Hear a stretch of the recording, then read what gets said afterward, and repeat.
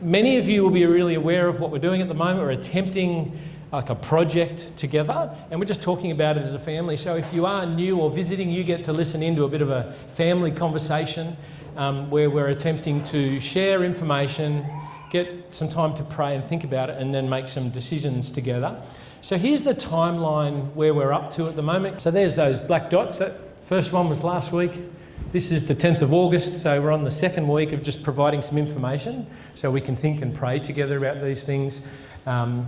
And during this time, it's church like normal. We'll be preaching from 1 Corinthians in just a minute, but just this little feature here where we share some information and everyone gets a chance to think about it. Just off the back of this moment, there'll be time for questions as well. So if you've got any question, you're allowed to fire away straight off the back of this moment. So save your questions. And we had some great ones last week. Feel free to fire. If I can't answer it, I can't answer it. But because it's the 10th of August, what that means is in 2 weeks' time, that's the Sunday that we've put aside to attempt together to give or indicate what you can give. So 2 weeks to go. Now, the broad brushstrokes of this, can I grab that next slide, Jesse? What we're talking about here, so there's how the information, maybe you were offered one on the way in, there's a booklet. Property giving booklet, and there's a frequently asked questions sheet. So as a lot of the questions are coming in, great questions, there's some common answers being given there. So grab that sheet from up the back and that might help with some of the questions that you've got. Here's the general gist of it though. There's 2 accounts in Anchor Church, 2 bank accounts. The ministry account on the left, if you're part of Anchor and you give to the work of Anchor, it goes into the ministry account, which pays for our running costs of church, our month in, month out running costs, and we're doing our best each year to try to pay for the running costs of this church. And if you're part of Anchor, you've been encouraged as you do each week to give generously and regularly towards the running of church. What we're doing in this moment is we're thinking about another account, the property account, which is a separate account. And it's a separate account that's been open for about 2 years now, and a couple of people have been giving to it regularly. And a couple of people have given decent-sized chunks in it. And so just to be really clear, we've got 2 accounts for 2 different purposes. And this time, we're thinking about this property account and what we can do to give to raise a deposit by getting the balance of the property account up to a level where we can use it to make a first purchase. Yep. So the next slide, here's the goal that we're working with. We're giving to get Anchor ready for a purchase. There's the property account, or an image of the property account. You can see that brown is we've currently got 120,000 in that account, which is really encouraging. But what we're attempting to do together is to get that balance to, if we can, 400. And then that will be a sizable deposit, which we would add a bank loan to and make a first purchase. And I emphasise first purchase, because to actually buy a building that would house a ministry that's growing like this, kind of long into the decades in the future, that's kind of beyond us at this moment, but we're wanting to start taking steps towards that, and your administration team thinks this would be a wise first step to just purchase something in that direction. So that's what we're attempting to do. We're trying to raise to 400. And if you've caught that information already last week or the week before, hopefully at this point you might be asking that question that I've put at the bottom there, and that's what I've had a number of people ask me in my own family and others saying, well, how much should I give? Maybe should's the wrong word, but how much can I give? And if you're understanding what we're attempting to do here together, God willing, you're toying with that question at the moment. How can I give? What can I give? Now, of course, I am not going to tell you what you should give. That's not up to me to tell you to do that. It's up for you to think about it, pray about it, and decide in your own mind. But what I do want to bring to you this morning is, because this is what I've been having conversations with people about who've been asking, can I bring you humbly a few principles you might consider when you're attempting to make a decision about how much to give to something like this? So here's a couple of principles, and these are some of them from the Bible, some of them are just common wisdom. And so if this is helpful for you at this point where you're asking the question, how much should I give, then that's good. Can I grab that next one? Thanks, Jesse. Here's a few guidelines how to make a decision. First one, pray. And that's kind of right through the booklet as well. And some of you are in the kind of place where you pray and you might feel like God leads you to an actual dollar figure. Well, that might be the case. God can do things like that. I think it's more likely that for all of us, as we pray to God, we pray for wisdom, and He is the one who gives us wisdom through multiple different channels, conversations with godly people, thinking through your own personal finances, thinking about the need for church.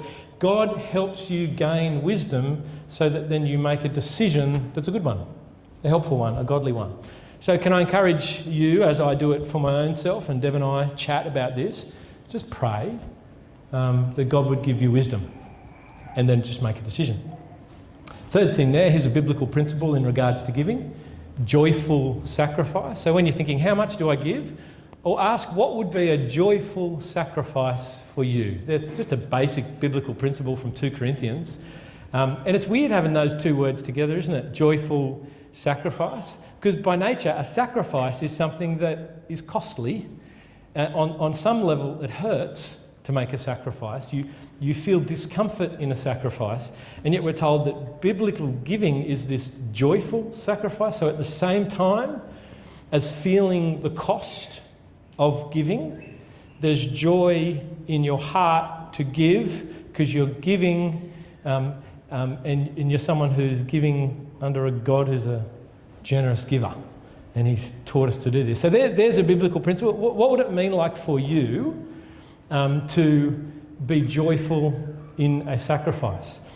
Someone asked this week, how much, like to kind of get that figure up, how much should we all give? Now, I'm nervous to give this figure, but just as a bit of a guideline, with about 160 people in Anchor Church, and we're trying to get the balance up to 400, to get it there, it kind of, if you divide it by 160, it's about $2,000 per adult head. So there's a general figure, which is why the admin team thinks that this is likely achievable for us, $2,000 per head. But I'm nervous at mentioning a dollar figure because that doesn't work for everyone, does it? Like, not everyone's able to give the same amount. We've all got different capacities. Some of you are not going to be able to give it all, or you don't want to. Others of you do want to, and you're able to give way more than $2,000 a head. And we would need that to happen to counter for those who can't. But it averages about $2,000 a head across the board. So there's a figure for you, but I bring it very hesitantly but humbly, on average, about that amount across the board. But really, it's not about equal gifts, is it? It never really works out that way. It is about considering equal joyful sacrifice. So ask the question, what does it mean for me to sacrifice? And to do it joyfully. Again, conversations I've had this week, really helpful ones. People have suggested this is how they intend to give and it's sacrificial for them. Okay, I'll give you 3 examples, and they've said I can use their names, but I'm not going to because that's weird. So one person said, yeah, I've got some savings, and I didn't have any particular intention for that. I was just saving up, and so I'm going to take a chunk of that and give. There's one example. Most of us, though, when we're saving, you've got an intention for your saving, haven't you? So I spoke to someone else who said, yeah, I've got some savings. It's for a particular thing. So to give from that means to delay what I was going to do, what I was saving up for. And so that's likely probably the case if you do have savings you're going to give from. It will delay a purchase, or it'll delay a reno, or it might delay plans for a holiday, or it might... And that's what would be the cost. That would be sacrificial for you. There's a couple of different examples. Someone else said that they don't have any savings, so their only way to give would be to chip away at it over the next few months, so that after a certain amount of time, then they've been able to contribute the amount that they want to contribute. And maybe that's what you're able to do. Either way, whatever you can manage as far as a one-off gift or an ongoing gift, or an ongoing gift. There you go. So there's a little bit of a... And then the final one, first give, then live. In 1 Corinthians, we're talking about deculture, reculture. There's a framework for finances and giving that I think is biblical, is that as we follow our God, when we consider our finances, the first thing we do is give, and then we think about how to live off what's left over. That's like a bit of a biblical framework. We live in a society that's upside down in that regard, like the Corinthians did actually, where we get encouraged, we're in a developed, consumer-focused, wealthy society, and we get told, first live. That's the framework we get told. First come up with the lifestyle, however you define it to be. First go after that lifestyle, housing, cars, holidays, whatever it is, education, whatever it is. First have a clear picture of how you want to live and find the finances for that and go into as much debt as you need to get that. And then as a secondary thought, if there's any left over, give. But as you can imagine in our society, even though we're in the top 1 percentile of the wealthiest people on the planet, there's often nothing left to give when you live that way. So when you come to a book like 1 Corinthians, you get this principle, it's like deculture, reculture. I think a biblical framework flips it on its head and it comes up this way. We follow a God who calls us to first give, then live off the rest, which necessarily constrains lifestyle. You live according to what's left over after first having given. Now that's a bigger kind of framework, a bigger kind of theme in regards to giving, so there you go. There's what I want to share with you today. Hopefully that's helpful. Now, getting back to the nitty-gritty, are there any questions that you want to ask about this particular project that we're attempting together? You're allowed to ask any question. A bunch of good ones last week. If there aren't any, that's fine. But if there is one, stick your hand up, give us a wave. Yes, John? Yeah, sorry.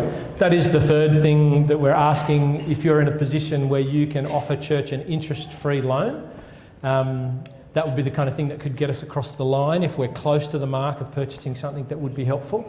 And if you're in that kind of position, that would be like a private arrangement between you and the admin committee for church to pay back that loan at a certain time when you'd need it paid back. But if you're in a position to consider an interest-free loan, that's in the booklet there, great question. The only totally anonymous way to give would be cash into the box.